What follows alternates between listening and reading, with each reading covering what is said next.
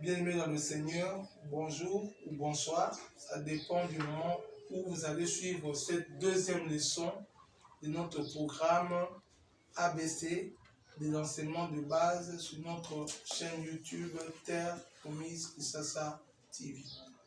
Nous avions la fois dernière parlé de la première leçon sur les 4 vérités spirituelles. Les 4 vérités spirituelles, ce sont les vérités qui régissent la relation entre l'homme et Dieu, entre Dieu et l'homme. Je vous rappelle, première réalité ou vérité spirituelle, Dieu est amour. Dieu nous aime. Deuxième réalité spirituelle, tout homme est pécheur, qui qu'il soit. Troisième réalité spirituelle, Jésus-Christ est la solution au péché. Et quatrième réalité spirituelle que nous avons vue ensemble, il faudrait recevoir Jésus-Christ comme Seigneur et Sauveur. La deuxième leçon pour aujourd'hui, c'est sur l'assurance du salut. L'assurance ou la certitude du salut. Avant de parler sur l'assurance du salut, nous devons essayer de comprendre c'est quoi l'assurance et c'est quoi le salut. Premièrement, l'assurance. Une assurance est comme une preuve. Ça vient prouver quelque chose.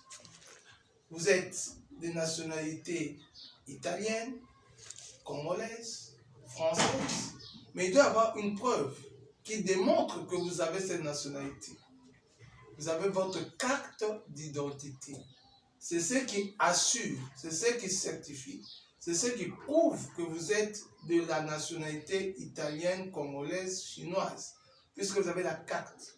Et quand vous voulez sortir en dehors du pays, vous avez le passeport. C'est là votre assurance qui prouve votre nationalité. L'assurance, c'est aussi une caution, une garantie. Vous avez votre voiture, vous avez votre véhicule. Il peut y avoir un accident, c'est un risque. Vous payez une caution, vous payez une garantie, une assurance. Lorsqu'il y aura l'accident, vous serez remboursé. Vous êtes sûr, vous avez cette confiance. C'est ce qu'on appelle assurance. Maintenant, le salut, c'est quoi?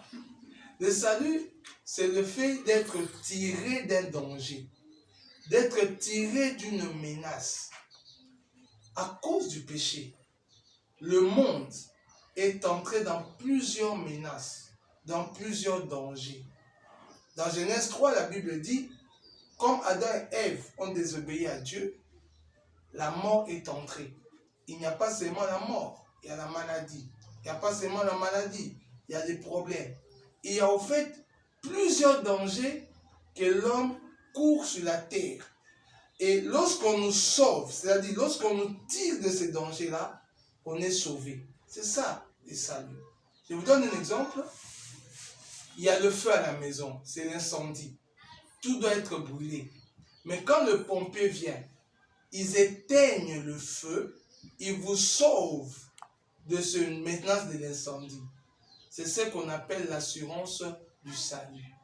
Nous sommes sûrs que nous sommes sauvés des menaces, des dangers qu'a entraîné les péchés.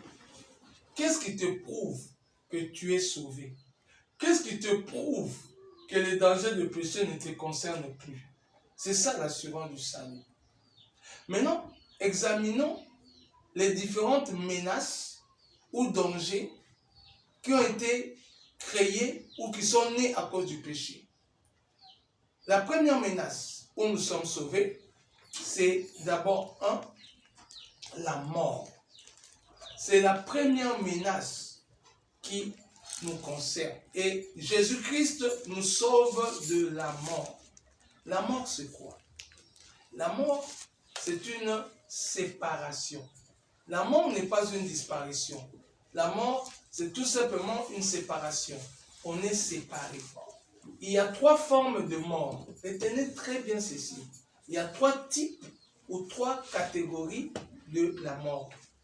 La première catégorie de la mort, c'est ce qu'on appelle la mort physique. Je vais expliquer. L'homme, la femme que nous sommes, nous sommes composés de 3 parties. Retenez, l'homme a 3 parties. Il y a le corps, il y a l'esprit et il y a l'âme. Examinons les 3 parties. Le corps, c'est la partie visible. C'est la partie extérieure. C'est la partie qu'on peut toucher. Vous êtes blanc, vous êtes noir, vous êtes court, vous avez des yeux marrons, vous avez des yeux bleus, vous avez des longs cheveux, vous avez des courts cheveux. Tout ça, c'est le corps. La partie corps. La partie corps, c'est la partie exécutant. Le corps ne fait que exécuter la volonté des 2 autres parties. Quelles sont les 2 autres parties de l'homme? 1, le corps, la partie visible. 2, l'esprit. L'esprit, c'est une partie qui nous permet d'entrer en contact avec le monde spirituel. Voilà pourquoi Jésus-Christ dit, la chair est bien disposée, le corps, l'esprit est bien disposé, mais la chair est faible. La chair, le corps, l'esprit, c'est la partie qui nous met en contact avec le spirituel. Et il y a une 3e partie qui est la plus importante, c'est l'âme. Dans la Bible, on parle de l'âme, parfois on parle du cœur. Et lorsqu'on parle du cœur, c'est l'âme. Quand par exemple dans Jean 14, 1, Jésus-Christ dit que votre cœur ne se trouble point. Ici, ce n'est pas le cœur qui bat dans notre poitrine. Ici, c'est l'âme. L'âme ici, c'est le moi. C'est l'homme véritable. C'est toi véritable. L'âme est éternelle. Le corps n'est pas éternel. Le corps rentre poussière. Rappelez-vous, tu es poussière, tu rentreras à la poussière. Ça, c'est le corps. Quelle que soit la forme de la manière dont nous allons mourir, le corps restera sur la terre. Mais l'âme, c'est l'âme qui est éternelle. Parce que lorsque Dieu créa l'homme, il lui souffla le souffle de vie. Il lui mit l'âme, l'éternité. C'est dans l'homme. Et lorsque nous mourons, le corps reste sur la terre, l'esprit rentre chez Dieu, mais l'âme, le nous véritable, l'âme, lui, ne reste pas sur la terre. L'âme va aller dans un endroit qu'on appelle le séjour des morts. Le séjour des morts, c'est un endroit qui est subdivisé en 2 parties. La première partie qu'on appelle paradis. Rappelez-vous à la croix, Jésus-Christ a dit à un de brigands, aujourd'hui même, toi et moi, nous serons au paradis. C'est-à-dire le paradis existe déjà. C'est l'endroit dans le séjour de mort où va se reposer les âmes de toutes les personnes qui meurent en Christ ou en Dieu. C'est là où se trouve Abraham, c'est là où se trouve David, c'est là où se trouve Pierre et les autres. Et la deuxième partie, c'est ce qu'on appelle le lieu de tourment. C'est le lieu où vous n'êtes pas en quiétude, vous êtes dérangé. C'est le lieu où les personnes qui s'y trouvent, à la fin du temps, iront en enfer. Voilà ce qui se passe. Le premier grand danger que l'homme encourt à cause du péché, c'est la mort physique. C'est-à-dire, nous mourons, le corps reste sur la terre, l'âme va dans le séjour des morts et l'esprit entre chez Dieu. Retenez cela, c'est très important. Et c'est le premier type de la mort physique. Mais il y a une deuxième type de la mort, c'est la mort spirituelle. La mort spirituelle, quant à lui, c'est l'homme est séparé de Dieu. Rappelez-vous ce que je vous ai dit. La mort, c'est la séparation. Quand c'est physique, l'homme est séparé, corps, âme et esprit. Le corps reste poussière. L'esprit s'en va chez Dieu. Et l'âme va au séjour des morts. Ok? C'est bon? Mais la deuxième mort, c'est la mort spirituelle. Dans la mort spirituelle, l'homme est séparé de Dieu. L'homme n'est plus en communion avec Dieu. C'est la séparation. Donc, toute personne qui n'a pas encore Jésus comme Seigneur et Sauveur est spirituellement mort. Voilà pourquoi la Bible dit, celui qui a le Fils Jésus a la vie. Donc, la mort spirituelle, c'est la séparation avec Dieu. Et il y a une troisième type de mort, une troisième forme de mort. C'est la mort éternelle. La mort éternelle, c'est quoi? c'est la séparation pour toujours avec Dieu. C'est la mort qui vous amène en enfer. Parce que l'enfer viendra. Il y aura d'autres cours, on va parler de cela. Lorsque vous êtes mort spirituellement, c'est-à-dire vous êtes séparé de Dieu, et que vous mourrez physiquement, la conséquence c'est quoi? Vous allez dans le séjour de mort, dans le lieu de tourment, et vous aurez la mort éternelle. La mort éternelle, c'est que vous irez en enfer, vous serez dans le feu pour toujours. Et l'assurance du salut que nous avons, Jésus-Christ est venu nous sauver de la mort. Celui qui a Jésus-Christ n'aura pas la mort spirituelle. Il ne sera pas séparé de Dieu. Un. De deux, il n'aura pas la mort éternelle. Il n'ira pas en enfer. C'est ça le premier danger, le danger de la mort, que Jésus-Christ nous sauve. Deuxième danger, les maladies. La maladie est entrée à cause du péché. Je ne dis pas que si vous êtes chrétien, vous ne serez jamais malade. Non, c'est une conséquence du péché originel d'Adam. Mais Jésus-Christ nous sauve de la maladie parce que la Bible dit, parce que Maître, si nous sommes guéris, il peut nous guérir de toute maladie. Il n'y a pas que le danger de la maladie. Il y a les dangers de la dépression. Il y a des problèmes sur la terre. On n'a pas la paix dans nos mariages, dans nos activités. Jésus-Christ, en nous donnant le salut, vient nous sauver de cette menace, de ce danger de dépression, de la solitude, de la tristesse, des inquiétudes. Il n'y a pas que la dépression. Il y a les œuvres de Satan. Les œuvres de Satan, les malédictions de famille, les envoûtements, la possession démoniaque. Parce que quand vous êtes sauvé, vous êtes délivré de toutes les armes de Satan. C'est ça le salut. Mais qu'est-ce qui te rassure? Qu'est-ce qui te prouve que tu es réellement sauvé? Que tu es réellement sauvé de tous ces dangers. C'est ça l'objet de notre deuxième leçon, l'assurance du salut. La réponse, il est claire. Nous avons l'assurance du salut simplement à cause de la rédemption. Retenez ces mots, la rédemption. Il y a eu une rédemption. La rédemption, c'est un petit mot, mais qui contient plusieurs mots, plusieurs réalités. C'est comme une procédure, un processus qui a plusieurs étapes. Nous avons l'assurance du salut à cause de la rédemption. La rédemption, c'est quoi? Dans la rédemption, il y a ce qu'on appelle le rachat. Nous sommes rachetés. Là, vous avez Colossiens chapitre 2, verset 13, Colossiens 2, 13, et Jean 8, 10 à 11. Bien-aimés, lorsque Adam et Ève sont tombés dans le péché, ils ont créé un esclavage vis-à-vis du péché. Dans leur corps coulait un sang, le sang divin, un sang qui ne connaissait pas le péché. Lorsqu'ils ont péché en mangeant le fruit de l'arbre interdit, ils ont corrompu le sang que Dieu leur avait donné. C'était un sang qui venait de Dieu. Dieu a fabriqué un sang spécial, il l'a mis dans leur corps, puisqu'il n'existait pas d'autres hommes avant eux. Ils ont eu ce sang. Mais à cause du péché, ils ont corrompu ce sang. Ils ont abîmé, ils ont détruit ce sang. Maintenant, il fallait racheter. C'est-à-dire, il fallait payer la dette du sang. Il fallait remettre à Dieu le sang que Adam et Ève ont perdu, ont négligé, ont laissé en faisant introduire le péché dans la nature humaine. Et c'est cette opération qu'on appelle le rachat. Jésus-Christ a versé son sang et son sang a racheté. Il a payé la dette à Dieu.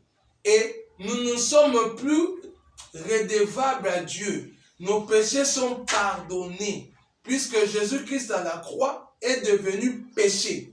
Jésus-Christ n'est pas devenu pécheur. Si Jésus-Christ était devenu pécheur, il aurait commis un péché. Mais Jésus-Christ est devenu péché, la nature du péché. C'est-à-dire, tout ce qui est péché, commis avant, après, Jésus-Christ s'est revêtu en lui. Voilà pourquoi la Bible dit, quand il allait mourir, il a dit, Père, Père, pourquoi m'as-tu abandonné? Parce que Jésus est devenu péché, la nature du péché. Le péché est devenu Jésus. Voilà pourquoi Dieu s'est séparé de lui.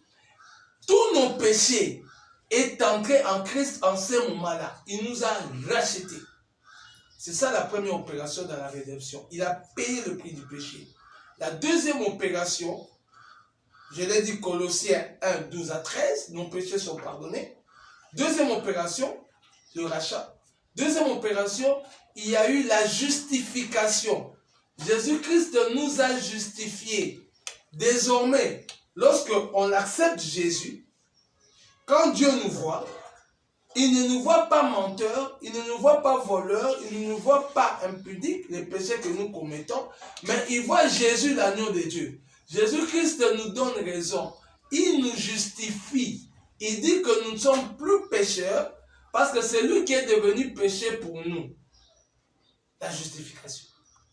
Troisième réalité dans la rédemption, il y a la purification. Nous sommes purifiés. Jean 6, 40. Jésus-Christ a lavé le péché. Le péché, c'est comme une saleté.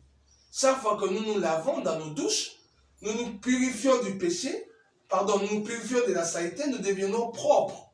De la même manière, le sang de Jésus nous rend propres. Il nous lave. C'est la purification. Nous sommes purifiés.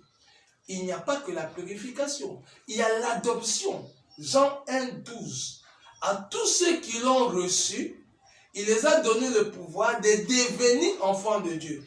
Nous ne sommes pas, nous tous les enfants de Dieu. Tout homme est une créature de Dieu.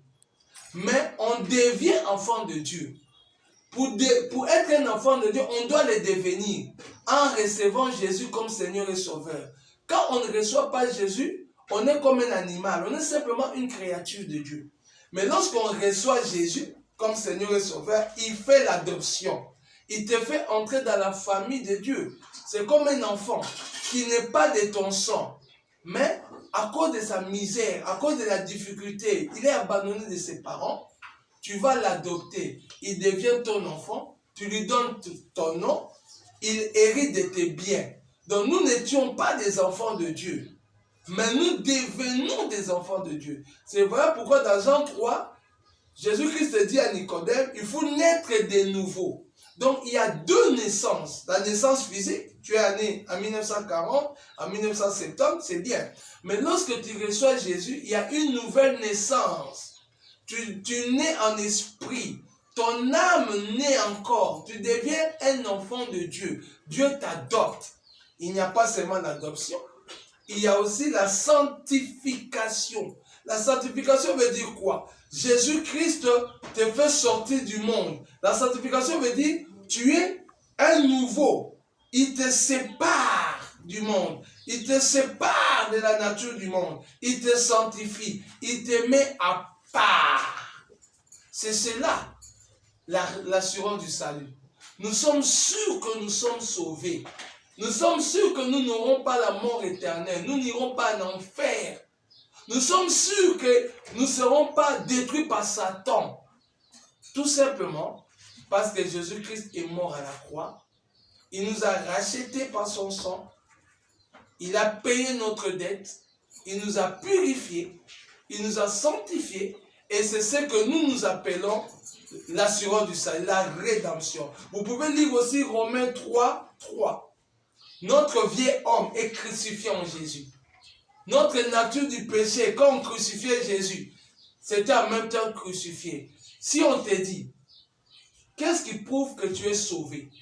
Qu'est-ce qui montre que tu es un enfant de Dieu? Réponds, j'ai l'assurance du salut parce que Christ est mort à la croix pour moi. Il y a eu la rédemption. Il m'a racheté. Il a payé la dette à Dieu par son sang. Il m'a adopté. Je suis devenu enfant de Dieu. Il m'a purifié, il m'a justifié. Voilà l'assurance du salut. Et il y a un cantique, je vais terminer par une petite chanson. Ce cantique résume que nous sommes sauvés. Je suis heureux car Jésus m'a sauvé. Par son amour, il m'a tout pardonné. Jésus nous a rachetés. Jésus nous a sanctifiés. Que Dieu vous bénisse. C'était notre deuxième leçon, l'assurance du salut. Qu'est-ce qui prouve que tu es sauvé? Non, Jésus-Christ est mort pour moi à la croix. À la croix, il y a eu la justification, il y a eu la sanctification, il y a eu l'adoption, il y a eu les rachats. Que Dieu vous bénisse. Et à la prochaine leçon qui sera sur le pardon.